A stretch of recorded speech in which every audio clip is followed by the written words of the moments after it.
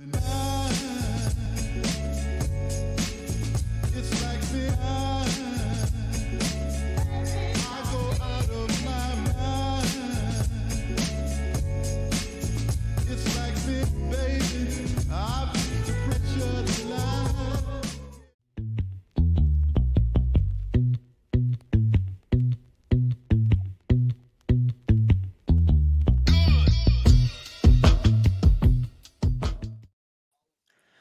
From the land of sky blue waters, welcome to the Sota Pod. Isha Dromi here alongside the state of hoppy, and thank you all for joining us wherever and whenever you are listening. A special shout out to everybody joining us in the live chat right now as we are recording another Sota Pod podcast episode / hosting a post-game show. Coming off a...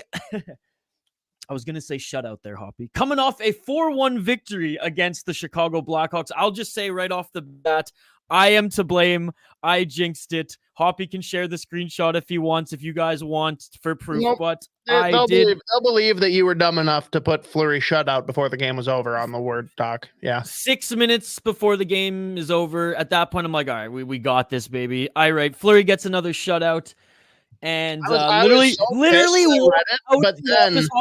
walk out the office to refill my coffee, and I hear Blackhawks scored. I was like, you've got to be kidding me. I was so pissed off that I saw that, but I'm like, you know what? If I bitch at him before something happens, I'm just like further pushing the jinx. So I'm just going to leave it be and hope it's not a fucking problem and we can laugh about it. But no, you did it. God damn it. Yeah. At least it wasn't Bedard. That's true. That's true. Big shout out again to everybody tuning in live here on the channel. This is a post-game show, so we'll start off by taking your comments. We will dive into some wild news based off your comments as well. We'll dive into this win against the Chicago Blackhawks and the win against the Nashville Predators later in the show, and then end off the show with a little bit of beer talk, because I had a busy day yesterday. Hitting up a ton of breweries here on Vancouver Island, and my buddy Brandon out here hooked me up with something for the Sota Pod that we're going to unpack here in the last segment of the show. But keep the comments coming. We want to interact with you guys throughout the first segment of this show on this post-game show. You guys drive the bus. Let's start with John. What's up, John? Good to see you as always, man. And guys, smash that like button if you haven't already too. Can the Merrill experiment end already? Good God, Rossi and Faber playing really well. Yes, the latter, awesome. Can we really call it an experiment if like it's been consistently employed? You know, consistently employed like 3 years running. No, it's not. Yeah, to call it an experiment at this point is incorrect, but to say that it's a problem is correct. I just don't know that there's a solution under the current salary cap deployment. So I wish that I had a better answer for you. I mean, didn't we think the answer was going to be a Bogosian? a little change back there. Yeah, but I don't know. Well, let's just dive into this game. And again, guys, keep the comments coming. We'll take your comments throughout this entire wild segment here. 3-game win streak. Let's go. Thank you so much for joining, brother. Appreciate you. Yeah, things have gotten better under John Hynes. Again, vote in the poll question too. The poll question is simply, is the coaching change enough for the Wild to get into the playoffs now? Was that enough of a change for the Wilds to now get into the playoffs? It's a simple yes or no. Like, can we all just be real here, though, and acknowledge that this is great? We love what we're seeing. This is not at all representative of what's to come. I'm sorry. Like, you've got the buzz from the coaching change, which is going to happen, especially with how much the players cared about Dean Evison. Like, they are coming out to show, like, okay, sorry, we have to show up and play. We feel terrible that this happened. And that always happens, I feel like, after a coaching change, right? There's always a few games where, like, yeah. But I said it on Judd'z Budz this week. I think that this was the perfect scenario for John Hynes. Not only coming in with zero pressure, because obviously nothing could possibly go as poorly as it had gone so far. We've got players getting healthy. The penalty kill, yeah, it was brutal. 2 of your best penalty killers have been hurt for a long stretch. Goaltending is slowly turning around. All that's great. But then you add in that it's the best stretch of games that the Wild will have, period. You got a motivated, healthy group things slowly regressing, and you get 4 games in a row that are lesser opponents. They have absolutely taken care of business in 3 of those 4 so far. We got the 4th coming up here this week. I am not at all upset about what's happened. I am not bashing it. I am not saying that this can't become the norm. But people that are already declaring the Minnesota Wild a wagon after 3 wins that should absolutely happen, I've seen this movie before. Wild fans are either thinking Stanley Cup or they're thinking Celebrini. Yeah. All in or all out. Yeah.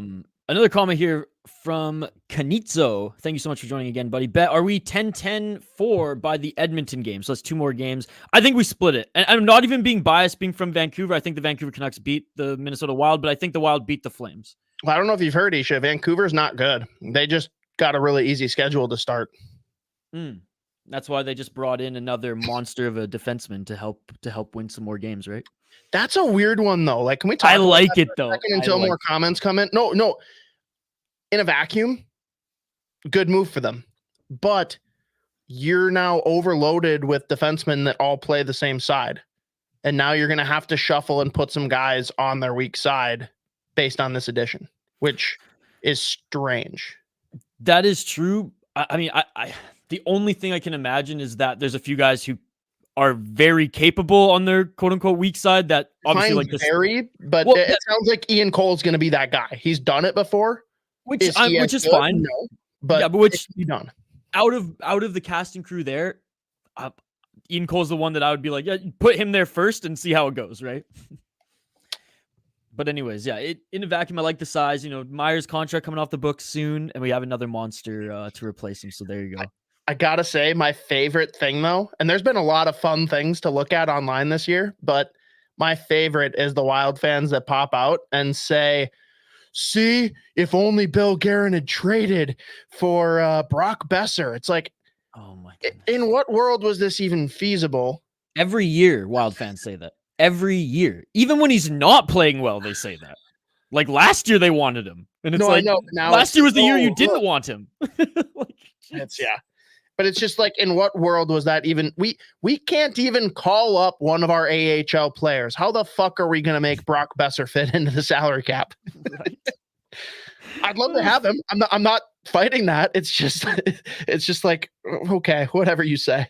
He's one of those players that I think like on one of his last contracts or maybe his last contract, it's probably, I mean, again, salary, if they can squeeze him in, whatever, you know, obviously a lot of things have to work out, but I feel like he might be one of those older players that like, you know, comes in on like the final 1 year, 2 year deal, kind of like the last like Zuccarello deal, and comes in with like the Minnesota Wild in a few years, but we'll see.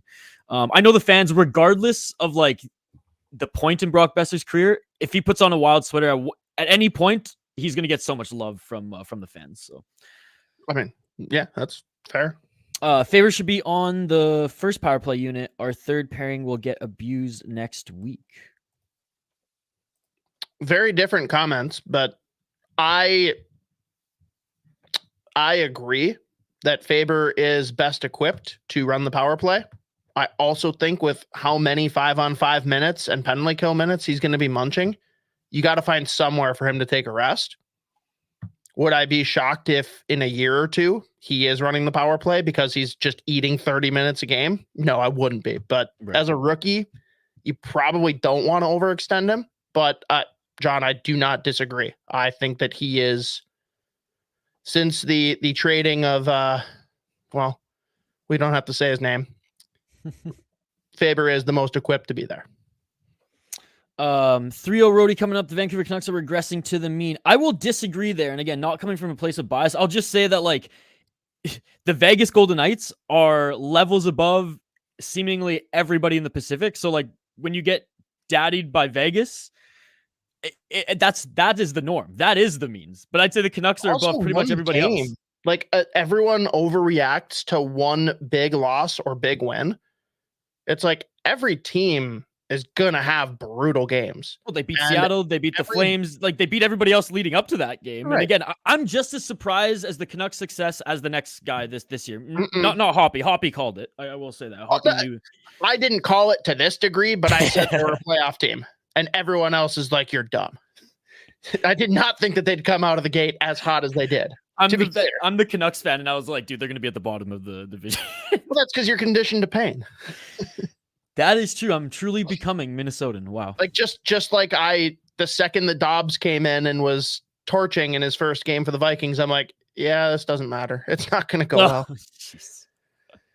Oh man. Again, guys, keep the comments coming. It's a comment-driven post-game show here. We want to address any of your comments about the Wild season, the coaching change, the Nashville win, the Blackhawks win. I'm just messing with you. Okay. I've been seeing it on Twitter too, and people were messing with me on my fight live stream the other night too, being like, "Oh, the Canucks, they're frauds," and I was like, maybe, but like they're still beating the teams they need to beat right now in their respective divisions. So like, I'm not dogging on them. I genuinely disagree. You think they're going to keep it up? I'm not saying they're going to win the Stanley Cup. I'm just like, you look at the pieces on this roster, and is it more shocking this year that it worked, or is it more perplexing that it hadn't worked prior? To me, it's crazier that it didn't work before. Question. That is a good question. Because their blue line is a little suspect, but like they're getting the best out of their players. The Hronek trade is looking incredible. He's damn good, dude. Dude, Demko, had he not gotten hurt last year, like he's a guy that was towards the top of most people's Vezina list. So having him, you got, of course, Pettersson in a contract year. And not only a contract year, but this is kind of like the prove it to me that you are going to be competitive moving forward, because he doesn't really care about anything beyond that. Like, yeah, he's going to get paid and he should, but he wants to be on a team that is serious. He wants to win. Team. Yeah. And dude, JT Miller continues to just ball out. Everyone, again, I know there are plenty of players that have been called for by the Pittsburgh Penguins, and some of the fans are just idiots. But dude, I was firmly on the JT Miller train because he is a gamer. He gives more fucks than the entire Vancouver roster. And that's not because the Vancouver roster doesn't care. Dude, it's unbelievable. Like his time upon joining the Vancouver Canucks. Like, look at this. Love him. Like, he was a good player before, right? Like, I was very excited when the Canucks acquired him. I did not think he was going to go on this tear, right? But 1 point shy of 100 that year too. Last year, over point per game, and well on the way this year. Wow. Yeah, he's awesome. He's a gamer. And at one point, Canucks fans were like split on him because of his personality. Dude, who gives a fuck when you have a gamer? I love his personality. Oh, some people in Vancouver, they're a little basically sus. Leon Draisaitl. Yeah, that's the US Leon. What? Because he's American, right? JT. Yeah. Yeah, the US version of Leon. So you're saying that Leon's like that because he's German? No, I'm just saying I'm just making the. Okay. Yeah. I wasn't really going for anything too deep there, other than just. At first, I'm like, oh, is he saying that because? Wait, no, both are Canadian teams. Like what? Usually, if you go like nationality, it's because you're trying to like label Canada as superior. Oh, I mean, Canada is Canada. Not to be confused with Canada with a K. What a few saves and a complete PK can do. Amen, dude. Does Rossi look quieter? Competent, not complete. But competent, sorry. But yeah. Yes and yes. Does Rossi look quicker handling the puck? His confidence is growing by the game. Dude, he looks so good right out of the gate. It's not like he faded at all throughout the game. I'm not suggesting that, but the first period in particular, like shot out of a cannon and looks so good. I do think the confidence is huge, but also just finally having that chance to play with better players. And I originally wanted him to stay and marinate on that third line a little bit longer. I was wrong. Like, clearly this has worked out in such a fantastic way. And it's not that he's not getting enough credit. It's more so people should just be talking even more about Zuccarello. He has looked really good lately. he's one of my like top 3 players of the game. I guess I'll say 3 stars of the game. Like I picked 3 players who stood out. It was Rossi, Zuccarello. I was gonna put Fleury. On my last one there, but That's what it was. You didn't want him on your list. That's why you cucked him. Okay. Yeah, that's why there. But also Faber. I mean, Faber, I feel like is just gonna be on my top 3, best player list of every game moving forward. No, see, that's the thing though. I think we're approaching the point where that's gonna be the norm, and I'm gonna expect to see a little bit more for me to keep like hyping him. Not that I'm going to be criticizing him at all. It's more so just like, yeah, Brock Faber did it again. Cool. So under 40 games, under half the season, and he's already just like, I'm not saying make it look easy, but he seems comfortable. He seems comfortable out there, right? Like there's no big lights, big show jitters. Like he's come in and he's like, this is my league now, right? Like I am a National Hockey League player. I'm not like, I know that he still has the rookie title, but like he's not a rookie. He doesn't look like a rookie. He's not playing like a rookie. He's playing like the best defenseman on this team, and he is. So there you go. Let's just keep getting into some of the takeaways of this game, and then we'll get back to the comments in like a minute or two. Hoppy, where do you want to start with it? The good, the bad. Anything? There's really not much in the line of bad, right? There's one glaring thing. There's a third pairing that's not awesome, but I don't know. As far as the good is concerned, it's just we're seeing more of the same, to be honest. Like nothing new happened today. We are continuing the momentum from previous games. And I know I already said like, oh, we're doing it against lesser competition. You still need to do it because earlier in the year, the Wild couldn't even manage that shit. Exactly. So yeah. I'm very happy that it is continuing. We'll take the little wins now because the little wins are big wins to this team who are under 500, right? Yep. Holding Bedard to only 4 or 5 shots. I mean, impressive as well. Obviously, they were on him like glue, but he did not have the impact that a Rossi had, right? And I was like, all right, here's the 2 young studs. Let's see. And I know they weren't like going head to head by any means, but and I know, look, it's not a direct comparison, but I was keeping my eyes on the two young stars, and Rossi looked like the better one tonight. Yeah, but let's be real.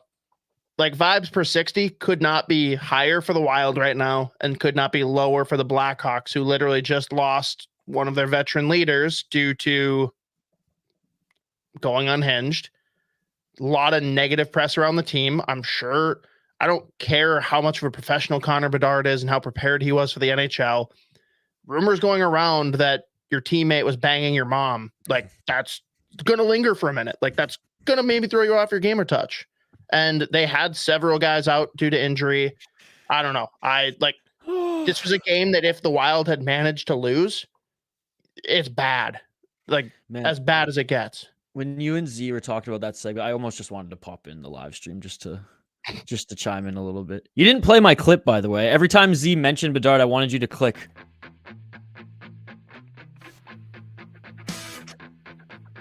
Okay. When was that going to be communicated to me in any way? I mean, I feel like I might have messaged you last minute, but anyways. Did you though? I don't know. I said I feel like it. I don't think you did. I don't think you did. And also, even if you had told me, I probably wouldn't have, because if that plays enough times, we probably get demonetized immediately. I only put 15 seconds and there's no vocals, but still. Okay. I thought fair. But yes, next time if you want me to do something like that, maybe just tell me that that's the case. Yeah. I saw it still in here and I was like, oh, this is perfect. Jesus. No, but I'm in the same boat, man. Especially on the point that like this is an important win regardless if they're bottom of the barrel, not because like you highlighted they just need to get these wins because they haven't been looking good against bad teams at the start of this season. Anyways, they needed to be dominant over a weaker team and they did. So everyone played well. There weren't really any glaring mistakes, again, other than the third pairing, as you said. But Jared Spurgeon hurt in that game. Are we worried? Do we think it's just a little wrinkle? Like it looked bad, in real time and directly after. But what are your thoughts on that? Because I know he just came back from injury, and it's just like, man, this is not what they need. He came back and kept playing. So I know, but that's what I'm saying. Until I hear different, I'm going to assume that means he's good, because just coming back off of injury, if there was any question in a game that clearly you have control over, you're not bringing him back in the game. Yeah. It's a problem. No, You're that's not a good dealing with that. that's a great point. That's a great point. I'm just nervous now. I'm just nervous. Like, Oh no, as you should. When it happened, I was like, "Here we go, same Yeah. shit as always." But no, as soon as he came back in, I'm like, "Oh, okay, this has to be nothing then." yeah, which 'Cause there's no reason to risk it, none. and that's a great point. Something that I didn't even think about and totally overlooked. I am going to be monitoring his minutes in the next game though, just to see if like because if he's like they need him right now, and if it's not anything major, if it's unrelated to his last injury, then sure he'll probably play through it if he can. But I'm just going to be curious to see if they maybe cut down, maybe give Faber a little bit more, cut down his minutes a little. I don't know. We'll see. Back to the comments we go here before we jump into a little NHL news, because we've been covering most of the Wild topics here that we had noted anyways. John, and again, big shout out to John and everybody tuning into the live chat here. Appreciate you guys. Smash that like button if you haven't already, and don't forget to subscribe to the channel. Wonder if Bedard will sign an early extension in Chicago. That would be hilarious. Well, I mean, he's point per game right now, but he can't sign till next year, right? Yeah, he's got not this coming summer, but the following. You got to be on your last year of the deal, technically. But also, let's be real. As like funny as it is, I get, but we all know how this league works. Chicago will be one of the bottom teams this year. They won't be the worst, but they'll be towards the bottom, which means Gary Bettman is giving them Macklin Celebrini, which means why the hell would Bedard leave, especially when he can literally walk up and write down his own number and be paid immediately. Yeah. It feels less like a pillow fight for 7th in the division. That's good. Exactly. There you go. Merrill moment. Yes. Damn near scoring on his own net. I mean, honestly, this is going to sound bad, but I kind of wish he did. The memes, the jokes, like those would have lasted us months. And maybe that's what it would have taken for him to just finally be sat down. Like, nope, dude, you're done. And I would absolutely tune into the next Chicklets episode, because the boys will be ripping Whitney and be like, oh, someone did it like you, because didn't he score on his own net, or he like blatantly missed his assignment there or something like that, but he got actually blown away. Actually, no, he scored in his own net, didn't he? And regardless, it was that ESPN moment that infamously. And I remember Whitney was always saying that, like, yeah, man, the Edmonton media, like, for a week straight, like closing every single Sports Center TSN segment, they had like the song going, and then they would show that highlight to close it. And he's like, it was just, I was having a bad time in Edmonton anyways. And he's like, that just did not help. I feel like at that point, though, you're just laughing at it. It's like, all right, I'm already buried here. Yeah. Him and Horkoff. My goodness. Oh man. Yeah, let's I don't know. We got comments here from two different people with two different defensemen. So we got John calling for Hunt. We've got Horror Docs calling for Mermis. I want Mermis personally. I mean, it's basically Mermis is the easier slot in right now. Hunt has way more upside. Like, he will be the better defenseman, but right now, today, Mermis probably makes the most sense. And there's not much for Mermis to do in the AHL. I do still think Hunt can develop further in the AHL. Does he need to? A little up for debate, but he still can. Yeah, and I'm not maxed out. Yeah, and I'm not gonna rip on a decision to bring Hunt up over Mermis. I've just been very pleasantly surprised with what I've seen from Mermis this year, and he's a very stable and capable NHL player from what I've seen. And again, I'm not saying that Hunt on the third pair. Yeah, especially right now, we're like the team needs to still get back on track. 3 wins in, you're not getting back. Like, you're getting back on track. You're not back on track. They're not even, like I said, they're under 500 right now. When the team starts playing with a little bit more house money, and it's like, okay, we can afford to bring Hunt up here to give him some reps. With a little bit more house money? What's that even? With some house money at all, I should say. Yeah, some house money at all. You're either playing with house money or you're not. There's not like an with extent to which you're playing with house money. We're only using a third of the chip stacks in the house. If they end up having an opportunity where they're playing with some house money down the road, like, get back on track here, and they're like, okay, again, God damn it, he can't learn. I just can't not put it. Why won't it read? But I do think that while Hunt is not a defensive liability, Mermis is more steady. And if you're thinking about who's going to stick with Bogosian, like, I'll take Merrill. I feel like Hunt Bogosian could be hilarious for opposing teams. Not fun for us. Yeah, I agree. I really like the fact that Hines is playing the first line with the first D pairing. What a difference it makes. No, yeah, and those subtle little changes there can make a big difference, and they have thus far. No, I think that's huge, to be honest. I got a question for you, Hoppy, and to the chat too, because you and Z covered, right when the coaching change happened, you and Z jumped on your live stream. You guys did Judd'z Budz. If you guys haven't checked out the last Judd'z Budz episode, you can watch it on YouTube or you can listen to it, the Sota Pod podcast, wherever you get your podcasts from. You guys, dove into it, did a great breakdown, but right when the news broke and it was John Hines, that was the name. Were you what was your reaction? Because I know, New Jersey, I'm going to give him a pass. Like, the New Jersey team wasn't great, and he actually did get the best out of a lot of their players there. But Nashville, I know, was a very big disappointment. And I have some friends who do Nashville podcasting. They cover the team, and they have nothing good to say about him at all. Now, I know they're a little biased and they're obviously close to the team, but what was your reaction? And I asked the chat that as well. What was your guys' reaction when you heard John Hines was the name? Because I was I was a little scared. I was just I don't know how to feel about this, because he hasn't really proven anything good to me yet.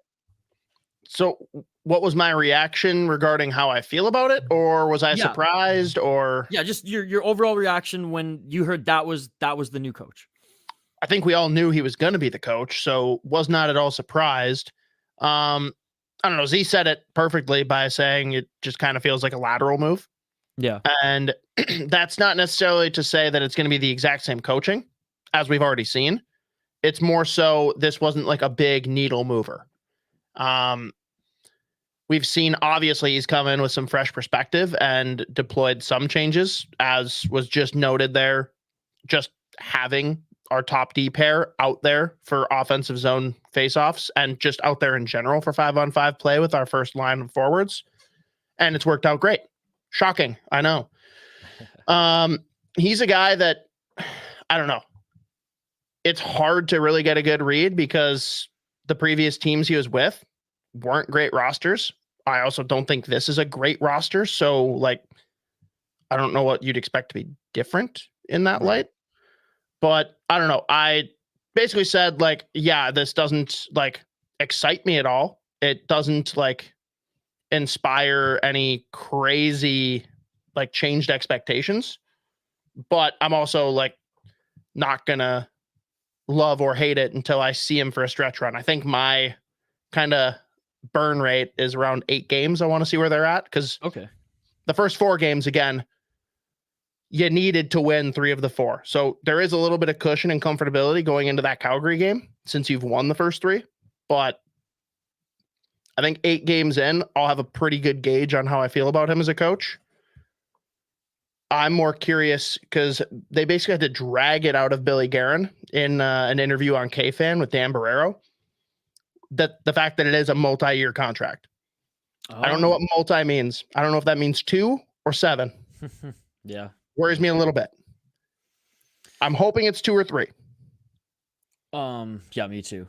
What it did for me, and again, it wouldn't have really mattered who the name was, but the coaching change itself, the fact that it finally happened, I was less apathetic this week, let's just say, towards this team. I was more excited to whether, again, I was a little bit scared because based on what I've heard about John Hines in Nashville, but regardless, I was okay, well, here's a new coach who I don't really have, the most positive info on him yet, but I was excited to watch the games because it was a change. It was something new. It wasn't just the Wild continuing to play bad in the same fashion over and over again under Dean, right?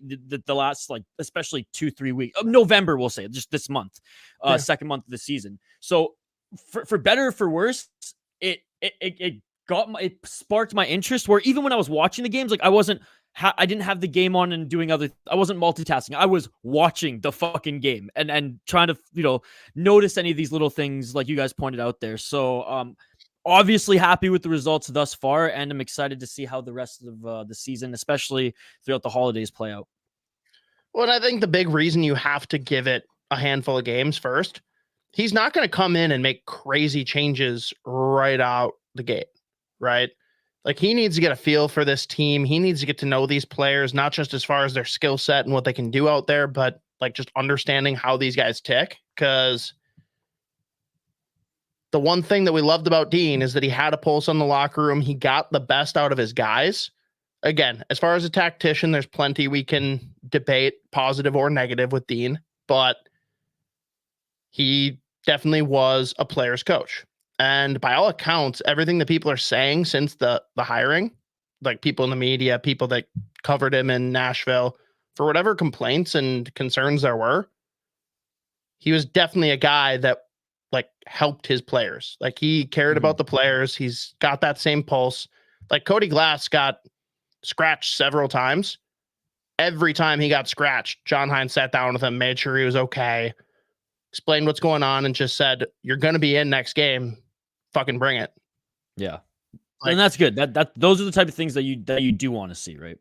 Well, especially in this type of a team where that mattered so much from Dean, but it's still right now we've got the early burn of we fucking got Dean fired. We need to play better. Yeah. And also we have a new coach that we need to impress. Once that wears off a little bit, I kind of want to see where the team sits. And do you think that happens after the holidays? I think we see kind of that in early January. Again, I'm in the 8 to 10 game range, so Okay. I would guess probably before Christmas. Okay. Would be the burn rate. I mean, I don't know. Let me pull up the schedule on the side. I only here. ask because like the holiday schedules, especially how the NHL schedules their stuff around the holidays, it is just like a little bit of whack with like a little bit of a break. And so I'm just wondering if you've just taken where it happened in the schedule into account at all. I don't care what time of year it is. It was obviously the perfect timing with there's been enough time to see that things are not working and that this team is trending the wrong direction. But I don't know. I don't put too much weight into like Christmas being a factor in all of this, but they've played 3 games. They've got 1, 2, 3, 4, 5, 6, 7, 8.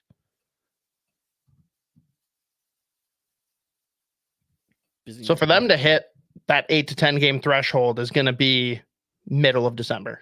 Okay. For me. So yeah, if you want to say, we'll look at them when they play back to back against the Jets on December 30th and December 31st. That I'm actually excited to see. Yeah. Because that's going to be way more of a playoff vibe because you are fighting them. If you think the Wild are going to not be a wild card, the Jets are the team they've got to jump. Yep. And you're playing back-to-back days, each rink, and you're going to have to probably make adjustments based on how that first game goes. And I'm curious to see, I mean, if we win the first game, that's a little bit different story. But I almost hope that the Jets trounce the Wild in the first game, and I want to see what Hines does in game 2 to make up for it. You know what I mean? Like, I don't want them to lose, but like, if I could write the story and they lose the first game and get kind of embarrassed, and then Hines comes back and corrects it and you win game 2, that's the like what I want to see from him. Yeah. Or if they like go down in the first game and he makes crazy adjustments on the fly, because that's positive too, right? It's always good to see coaches make these adjustments and whether they make a full comeback or not, but at least like come back in a period, that I'd like to see that as well. But yeah, facing some adversity so that we can see how John Hines adjusts, whether it's, in a back-to-back or mid-game. Yeah, I'm very excited to see that as well. Katie, thank you so much for joining. Couldn't have agreed more with the lateral move bit. Was hoping for some forward movement coaching-wise, but at least we're not going backwards. John asking, why didn't the capologists of the Wild save an additional $250K somewhere so they could have had more AHL options with $1 million options? Clueless financial operators, in my opinion. They can only no, let's stop on that. Okay. So the capologist's job is to do all the math, all the nerdery, calculators, abacus, whatever. they don't make the signings. Bill Guerin still makes the signings regardless of what their findings are. Their job is to help give him the information needed to make decisions. The 3 contracts he signed before the season, again, I don't get it. I really don't. And that's not to say that signing 1, maybe 2 of them wouldn't have been okay, but signing all 3 of them, locking yourself in, you have no wiggle room. I don't know. And that doesn't affect this year, obviously, because they were still here. But now you can't even trade them if you want to try and make room in the cap. And Karen's made it clear he doesn't want to trade those players. But I don't know. I have a really hard time ever blaming the capologists unless we see proof that they fucked up and that's why Karen made a certain decision. But I got to imagine they're passing him the info and then they have no more hand in any of the situation. Right. Yeah. That's got to defend the nerds. Yeah. I mean, that's what they're hired to do for sure. Billy can't always come off, as the one who doesn't make any mistakes. And look, and we're some of the biggest, like, Billy Guerin supporters out of all the Minnesota Wild podcasts out there. And yeah, Hoppy there shows that we'll definitely call him out or, call out especially his position when needed. Hartman centering that 4th line is a statement. Was not expecting that. That's a good point. It was kind of a statement. Like, just we're so good we don't even need him up there against you right now. Let's split up some things and attack from every line. Not sure that's what Katie meant. As far as being a statement, it's more like making a statement to Hartman, like, dude, cool your fucking jets. Like, you're going to be down here until you can relax and not fuck up and get suspended again. Yeah, I don't know. And I'm sure it's a 1-game thing. Bring him back in because the other lines were clicking while he was out. But I don't know. I think he might do more damage if he's stuck on that 4th line for too long. Gets a little squirrely. Yeah, exactly. So that's when I read it right away. That's why I viewed it as, like separating the lines, obviously, because if he's cooped up there on the 4th running wild, like I don't know if that's gonna help out his case or help him learn or teach him a lesson. So Billy Guerin just signed off the no wiggle room idea, not much forethought. And again, we don't know how that went, but in general, John, yeah, like whatever cap situation we're in, the blame has to go to Guerin. Now, there might be reasons that he did it. He might have been fully aware and it was just unavoidable. I'm not going to sit here and like point fingers and say that it's his fault, but I think the default assumption needs to be he had final say. Yeah, he probably made that mistake. See, out of the 3, I would have wanted Zuccarello and Hartman to stay. Foligno would have been the odd one out for me. Based on the contract. Not necessarily like talking about the player. Yeah. Because to be completely honest, the one that you're going to get the most for at the deadline is Hartman. That's true. That's how I would have viewed it. Yeah. But I'm not saying that I want him gone necessarily. It sucks not having any flexibility to trade any of them if we continue going the wrong direction in this season. It's really tough. Fucking no move and no trade clause, man. They're gonna be the death of me as a hockey fan, I swear. Coming from Vancouver to this now. Well, and to think, like, because again, I understand the argument from Guerin, like, oh, hey, definitely want to lock these guys up because what if they have a great year and they're going to cost more? And I know I want them here. If you're telling me that a great year from Marcus Foligno, as unlikely as it might have been, is going to get him anything more than what you just fucking signed him for, if he actually wants to be here, is insane to me. It's insane. Yeah.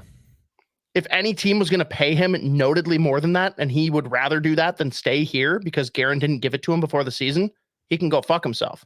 Now, no, for sure. I don't think that that's the case. That's my point. That's why it's wild to me that had to be done. Zuccarello is the one that I kind of understand. You want to have Kaprizov happy and comfortable. You got him on a cheaper deal, and it's only a 2-year extension. And I really am not worried about his age curve, the way he plays. He's the one that I was like, okay, I get it. As far as timing is concerned. Yeah. Hartman's contract is not bad at all. I just didn't think that it was going to come before they'd even played a game. Yeah, at the end of the day, I just didn't think it was going to be all 3 right at the start of the season. And that's when I was like, oh, fuck. Like, here we go. Here we go, Billy. Oh man. Well, we've covered a lot on the Wild side of things. Hoppy, is there anything that we missed here? Anything else you want to dive into before we flip the page? And I think just beer talk. So we covered a little bit the Canucks news. There hasn't been much like big NHL news since you and Z talked, since you and I talked last week either. But anything else that we missed on the hockey frontier before we turn the page? No, just everyone acknowledge Marco Rossi for who he fucking is. I love that, Russo, when he gets a little pissy, it's awesome. And him immediately just like, I need like an actual number on how many people have deleted tweets that have both of the words Rossi and bust laid within them. And my opinion is probably nowhere near enough, because I bet there's plenty that still stand by it and think it, just like there's plenty of people who still think that the Fiala trade was bad. That one might give me another concussion, to be honest. The amount of people after 2 games yelling Rossi's bust was just, it blew my mind. And now look at him, guys. And he wasn't even bad in the 2 games. He just didn't score 5 goals. If you yell after one fucking season that he's a bust, you're an idiot. Yeah. 100%. 100%. All right, let's just to be clear, like, I'm not sitting here and saying that I knew that this year was going to happen for him, but to label a kid a bust with everything he went through after not even a season of play is insanity. Well, and coming off 2 really damn good AHL years, like best player on his team AHL years. Like, AHL doesn't mean shit, dude. I can say that firsthand. Like, there's enough guys. Like, finally, Daniel Sprong is kind of a thing in the NHL for 4th lines. Seattle last year, Detroit this year. Like, but the difference is he was an AHL all-star. Like, his AHL seasons put Marco Rossi to shame, and he just couldn't fucking figure it out in the NHL. True, but that's the keyword. Like, we didn't see Rossi in the NHL yet, right? So like coming into coming into the point where Rossi is like suiting up for the Wild this season. I have no idea. That's new. That's new. I don't know. It's bubbles popping up left, right, and center. I have no idea. I'm jealous. Yeah, I'm just hoping it's like the engineers at Streamer are saying everything's good, guys. Everything's good. No technical issues today.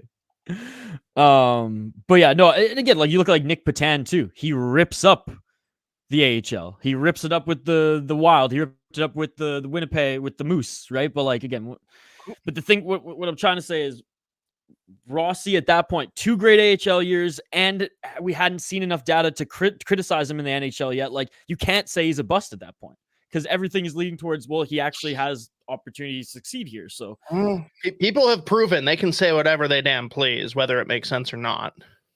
Yeah. What's up, Hockey from Home? Thank you so much for joining. Beckman needs to be up next. They think he's a bust.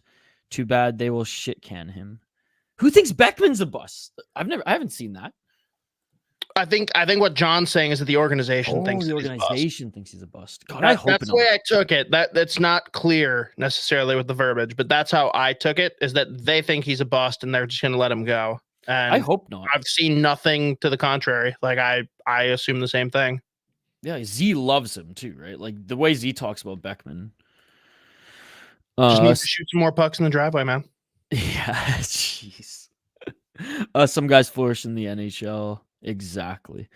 All right, let's flip the page here, Hoppy, and dive into a little Hoppy hour. I saw you were sipping on a little something there. What's on tap for you here today? Yeah, I got to refill this guy actually. Went to, which it's funny, you commented in our outline that I went to the Nashville game, and that was in Nashville. So that definitely didn't happen. I did go to the St. Louis game. Ah, that's what it was. Okay. And brought our good friend Josh Letty with me. Nice. It just felt like the right thing to do since, both his brother and his nephew were in the building. And he was nice enough to bring me this delicacy. Oh, baby. We have the Soviet Slayer. Their annual release, and they usually do several versions. So this one, this Imperial Stout, which for those of you that are not familiar with Back Channel, You're Sorry, okay. I was a little late to the Very late to the party. Beautiful. But Back Channel's big thing is that all of their beers are named after like noteworthy Minnesotans, and it's always kind of cryptic. And this one's not too hard to figure out. Greatest coach that has ever graced the sport of hockey. The Slayer of the Soviets. That's right. Herb Brooks. This one here is a barrel-aged version of their Imperial Stout, and it's aged in Casey Jones rye whiskey barrels. Ooh. 11%er. And I'll say great beer. I'm absolutely enjoying it. I definitely prefer either not a barrel finish or put it in like a bourbon barrel or something. The rye just gives it a little bit of an edge on it where it's a little bit more like a sharp bite. I still think it tastes really good. And if you like rye whiskey, then you need to absolutely find one of these. I'm drooling right now. Love. Yeah, I was going to share it with you, Isha, but you've been in Canada for like 3 months. So I've been in Canada for 4 weeks, and I come back this week. Which I'm excited. It's what you say. It's what you say. I don't know. Last I was originally told you were going to be back like a week and a half ago. So I believe nothing. I originally thought that too. But yes, everyone, by the way, the last couple weeks, we've had no Ultimate Vikings game day experience because they've played on Thursday and Monday. I thought you were going to say because they're waiting for me to come back. No. So moving forward, there will be several great opportunities for Ultimate Vikings game day experience out. I'll call it Mound, but it's technically Spring Park if you look it up on a map. Out, basically go find Lord Fletcher's. You'll be there, basically. But an outdoor Jumbotron. I'm not sure about the T-shirt cannon anymore. I hope they still have it, but they actually bought Isha. They bought the Jumbotron. Oh, what? Really? Yep. So if the Wild somehow save the season and make the playoffs, there's potential there that we'll be doing a Ultimate Wild playoff game experience. Nice. Well, now I'm hoping even more that they make the playoffs because I want to go hang out with the boys at Back Channel. I didn't give a fuck if they made the playoffs before, but now it'd be fun. Now I'm like really into it. Before I was like 80% there. Now I'm like 120% there. No, that's awesome. Shout out to our friends at Back Channel. Can't wait to see Josh and the boys. And everybody there, the whole team.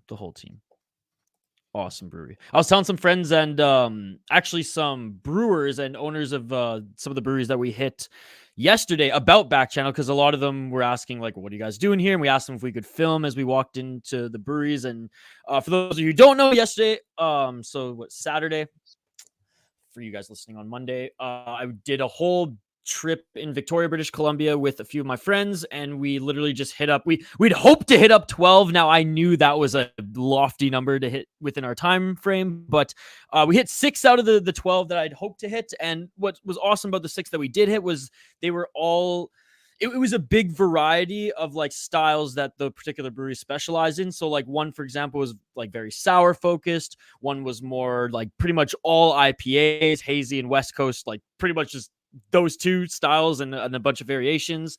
And then there was one that kind of did a little bit of everything, but leaned more so on like the amber ales and the stouts. So yeah, I was just going to dive into a few of them here and my experience, and also previewing a little bit, I guess. I don't know exactly how the videos are going to drop yet, but I filmed so much content at every single brewery. So we're either going to post a full vlog on this channel or a vlog of every brewery that we went to, depending on how all the footage turned out. I'm still going through it. There's going to be content on this channel, on this YouTube channel. If you're listening on the podcast right now, check it out on the YouTube channel because we will have some vlogs of the whole day. Either one big one or it in pieces, but regardless, there'll be some video content of Saturday's adventure here on Vancouver Island. But we started off the day with the one that opened at 11 a.m. There was no other brewery in that area in Victoria that opened at 11 a.m. And we started with Hoyne, which is one of my favorites. What's cool about the tap room in Hoyne, now, out of my friends admittedly didn't like this as much because they don't have a seating room. It's like it's on a hill. And you walk in kind of like a little friggin' Hobbit house. Like you walk in this tiny little like compact tap room that's organized great. It's like you walk in, there's a little fridge where you can buy the beer. There's the the taps, and then there's a little standing bar that looks out the window to like the ground level that's like just above like your head. So it's just kind of a cool little joint. You're kind of like half underground, and they don't have a serving license, so you can't sit and drink, but they kind of they worked around it where you can kind of like stand in that area, have a flight, buy some sick merch, and then walk out. It's in a really cool little industrial area of Victoria. Now again, my friends were there, 5 of us touring, so it got a little tight in that space for all of us just like trying a bunch of beer. So I understand where they were coming from, but I just thought it was so unique, and it was kind of unlike any brewery experience I've gone to in a while, especially those in Minnesota that are just like, okay, most of the breweries who go to the tap rooms are big and extravagant. So Hoyne was the first one we stopped at. Nice, cute little like Hobbit style tap room there that I really liked. Really cool designs on their disc golf equipment as well. The drivers in particular were really cool. And I know just a lot of cool merch at that one. It's just funny to like say which types of discs were specifically the cool ones. Well, they had every one, they had like different designs on them, which was cool. Anyways, and then we went to a brewery and a brew pub called Moon Underwater. They actually just expanded and added a whole extra building and tap room to their restaurant. I always liked the restaurant. It had like dive bar vibes, and I'm not gonna say much more on it because we actually had one of their brewers give us like a little bit of his time to explain the history of the brewery and give us a little bit of a tour. So you'll see that video drop likely next week. But a really cool story around this brewery and the building itself. This is all in like old town Victoria, where most of the buildings are like 120 plus years old. But the distillery was awesome. A lot of, I guess winter and like holiday seasonal type gins and things like that. Stuff that I usually wouldn't go on my way to like buy a whole bottle of, but really, really cool. Like they had like some peppermint drinks and stuff, I guess some peppermint spirits and mixed drinks that they had that we tried in their like holiday flights that were good.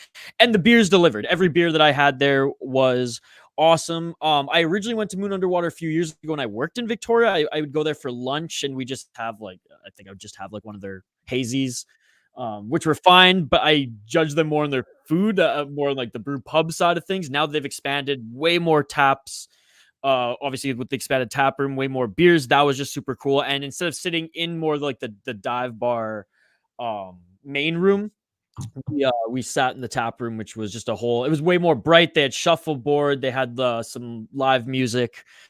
And that was just a really cool experience. Then we hit up one of like the biggest ones in Victoria, Phillips, which I've actually never been into the Phillips tap room before, Hoppy. I'm a huge fan of their beer. As you know, they're one of the biggest breweries on the Vancouver. You care more about their can art than you care about their beer.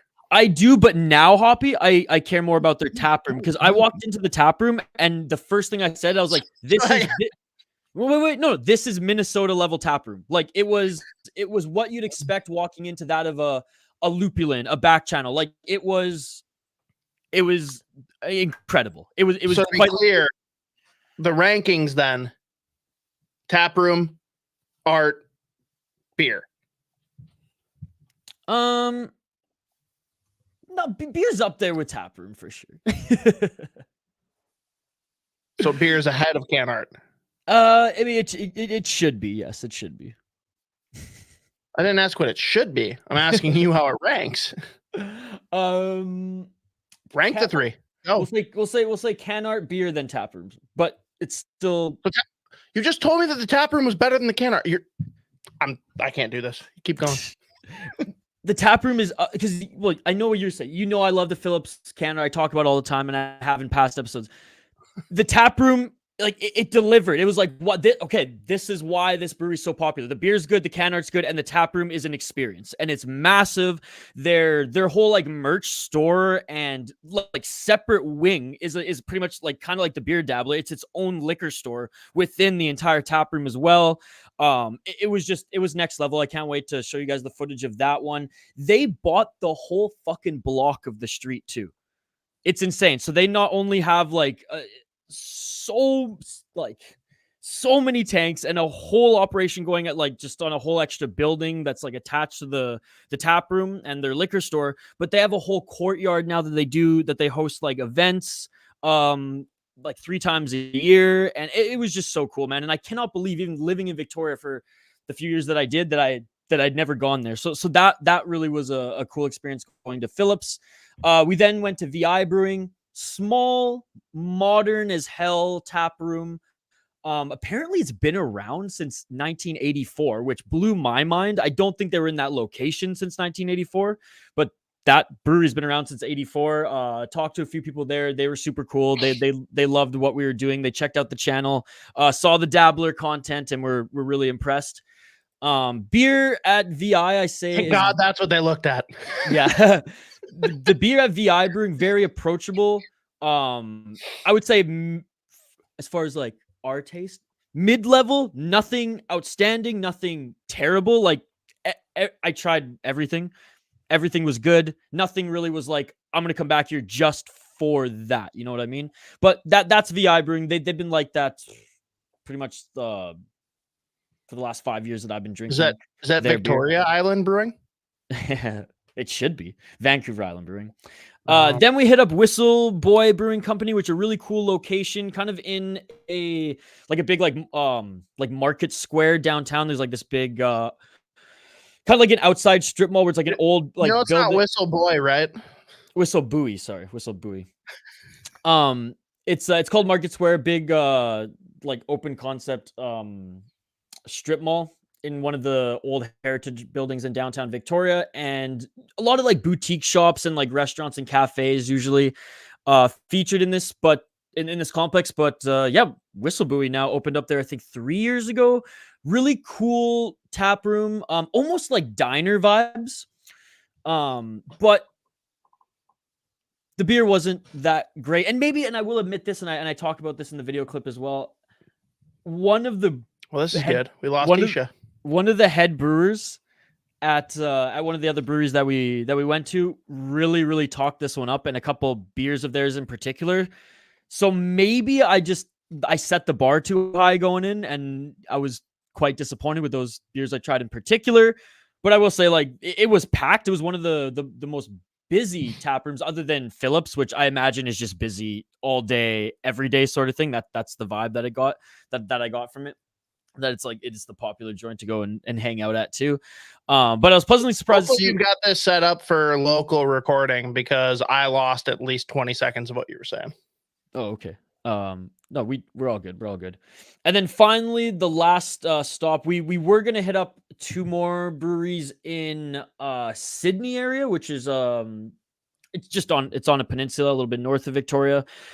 Cool industrial area there that's just starting, that a lot of breweries are starting to pop up in, which is cool. It's like the second little community of craft breweries, whereas where we were earlier in the day, I mean, we just parked and walked to all of these ones just outside of downtown Victoria. But anyways, weren't able to go up to Sydney, so we did one extra stop downtown. We went to Ile Sauvage, which is a sour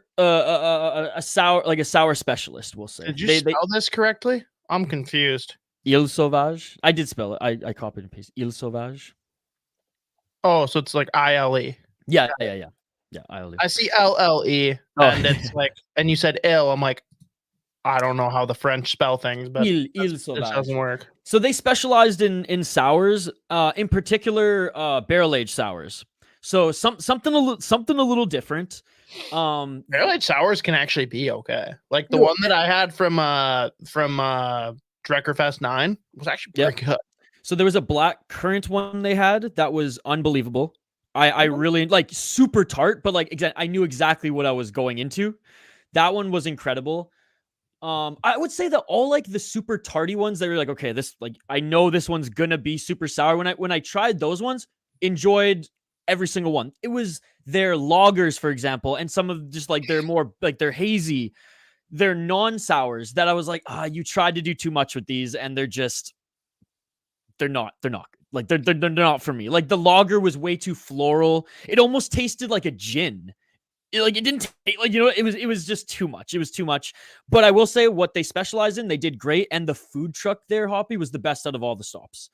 They had these. So hang on. You're pumped about the food that was there and it's not even theirs. No, but I think it's like they're kind of like Parlor that's always at Back Channel. This one is like, okay. So it is like a permanent fixture. Gotcha. Yeah, it's a permanent fixture. Okay, fair enough. They had these dumplings in this like hoisin sauce with a twist. Oh my god, dude, they were to die for. We got a order of soup ones and just like normal ones, and they were incredible and weirdly paired well with sour beers, which is something I noted. Like I like took a bite of it and like had a sip, and I was like, you wouldn't think that like really like like you said, very like the hoisin sauce was very very. I don't know how it's described, potent, strong. You wouldn't think that and soup dumplings would go well with sour beers, but they paired very nicely together. So, and then ended off the day going to the best sandwich place in the world, Jimmy John's, Subway. None of those chains got nothing on the Red Oh my Barn. god, dude! I was about to punch you in the fucking mouth when you led with Jimmy John's after saying the best sandwich in the world. Oh, that's the thing. Oh my god, I was so pissed off. I'm never gonna step foot in Jimmy John's or Subway ever again because the Red Never Barn should have. is all you need. So shout out to the Red Barn, best sandwiches in the world. Literally mine, I took a picture. It looked like, like the Scooby-Doo cartoons when Shaggy and Scooby make those sandwiches that are like a foot tall. Mine was a half foot, but still it was amazing. It was amazing. So all I heard is you were high as shit. No, I was the designated driver, my man. The designated sober driver. What's up, Mr. How do I pronounce his last name? Throtter? It's either the Raider or the Raider. I don't know. Doesn't matter. The Raider. Bro, get Merle out of the Wild ASAP. Please, can we address the lack of shooting from Marcus Johansson? It has been addressed. Can we address the lack of Marcus Johansson? The Raider.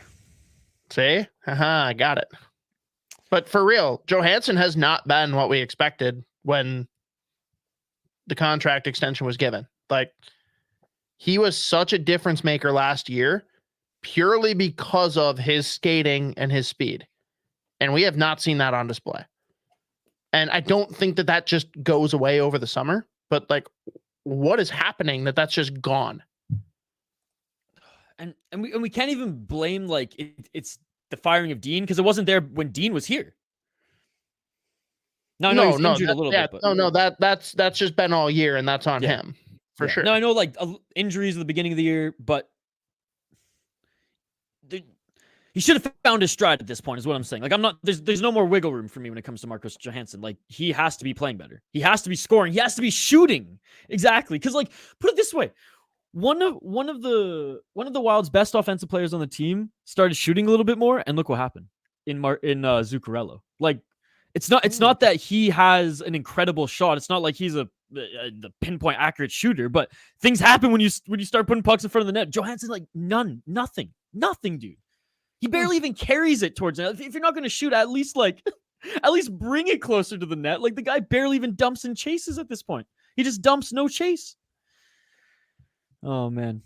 I mean, it's better than chase, no dump. Thank you. We have Beckman in the minor of Johansson. I think instead of healthy scratch, in my opinion, for Johansson. Problem is, we healthy scratch him, we still can't play. Yeah. Do you think that's enough? Like, do you think that will get the message across though, or do you think like he's aware and he's feeling it right now? No, I think it would get the message across. Again, we're just in an unfortunate situation where like we don't have the luxury of being able to sit guys down. We don't. And it sucks. And we addressed this heavily at the beginning of the episode, so I'm not going to sit here and harp on it too hard, but yeah, the Raider, rewind, go back, check it out. Yeah, it is a problem that we literally can't bench anyone. We can't call anyone up. We're pretty stuck with what we got until someone ends up on LTIR, which I don't think anyone really wants anyways. Yeah, no, for sure. Hey, no worries, buddy. No worries. Like I said, we addressed it, but we had like a good like 20-25 minute segment just like on the Wild on that, and that was included. So like go back, check out the podcast, check out the video. Okay, let's address the WHL point later. Yes. Okay, hang on, Isha. Do you need me to stall for a minute while you go grab the Kirkland lube? That's okay. Oh, okay. Oh, you're awesome, buddy. Thank you so much. All right. Last but not least, before we end off the show here, my buddy Brandon, who came with us on So our you're little... not going to address the WHL point leader? No, well, go ahead. Well, you just said last but not least and moved on to something else, Well, indicating that you're not going to talk about well, that. I didn't plan to, but we can get into it. You probably don't even know who the point leader is for the WHL because it's such a duster league. Oh, I just haven't been following it this year. I'm bringing it up right now. Yeah, please do. Oh, Isha.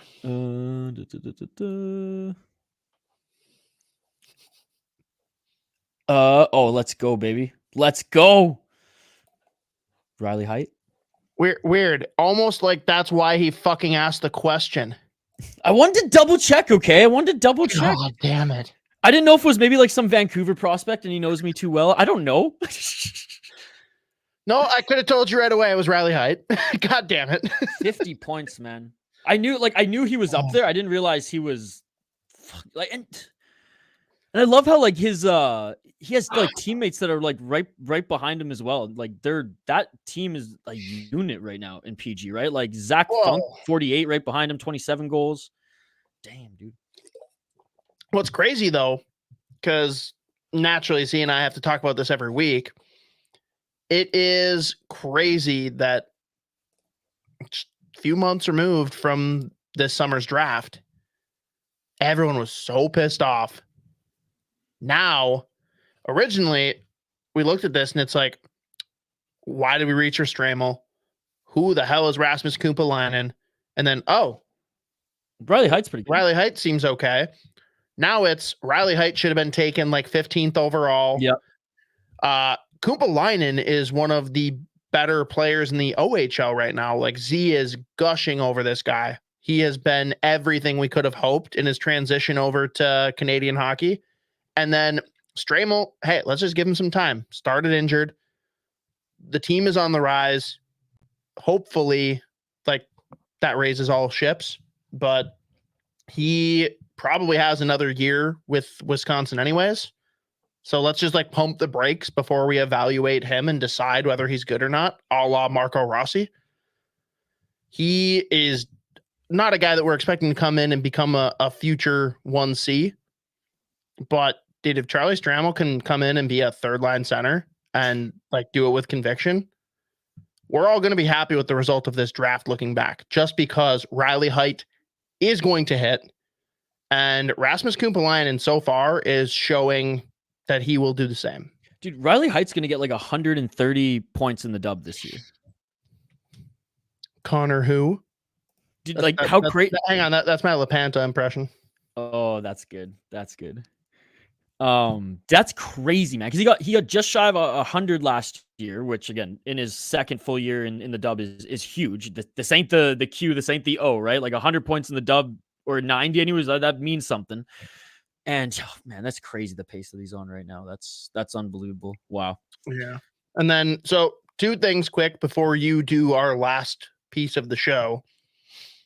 First, shout out Better Edge. Again, any of you listening, watching, whatever, please either go to betteredge.com/sotapod, get free $20 to go play with, and worst case, you lose it and you decide you're done because you're not a fan. Or if there is a reason that you don't sign up, tell us. Comment it on this video, DM me on Twitter @StateOfHoppy. Like, they genuinely want to know, like, is there anything they can do to make it easier to get on or make it more enticing to get on? Just want to understand what it takes to get people on there, because we are going to be doing a lot more competitions on there. It's going to be fun. Please be on the lookout too, because we're going to be doing this for both Wild games and college weekend slates. So if you're already on there, awesome. Love you. Let us know so we can make sure that we're tipping you off every time we have a new contest. But if you have a reason that you don't want to join, please, like, I'm not going to sit here and try and like sell you or make you do it. I just want to know what you have against it so that I can go to them and help them make it better. Please. And everybody we work with, guys, are They're awesome. Like we wouldn't work with brands, with people that don't obviously work with that douchebags. don't jive with us, and they are an unbelievable company. They've come a long way since even we first heard about them, and they're making strides in Minnesota. And that's the thing. We want to know your guys' opinion on Better Edge and what you like, what you don't like, and let's all have some fun together with these competitions moving forward. Yep. And then last thing here for me, Shoresy season 2 is out. It is very much like the first season, which if you enjoyed it, you should absolutely be watching. I binged the whole thing yesterday. It's, just over 2 hours of a watch for the 6-episode season, but it is just entertaining. Jared Kiso kills it. And Isha, I'm firmly putting this on you, so it's on record. We need to get your boy on the show in the next couple weeks. Terry Ryan would be a great interview in general, but to get him on to talk about what it's like being on the cast of Shoresy, that's just going to be fun. And 100%, I will take that on. The last conversation I had with Terry was actually a couple of weeks ago. We were talking about a Canadian band called Big Wreck. He's a huge music guy, so we just talk music all the time. So I'll definitely reach out. I know he's been busy. Is that why his character in the show is always talking about listening to tunes?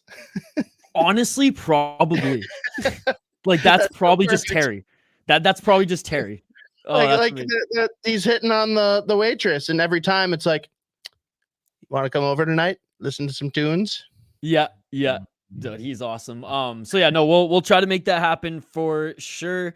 And I haven't seen the second season of Shoresy yet. I'm gonna binge it once I get back to the States. First season was amazing, and dare I say, better than Letterkenny. I like it more. It's a different style. It's different. I like it I think both are good. I think Letterkenny was really good for a couple of seasons, and then it kind of got a little repetitive. Whereas you're already seeing that a little bit with Shoresy, but it is just a different vibe where like it's more relaxed in Letterkenny, whereas this is way more like no bullshit, like hockey players just spewing their shit.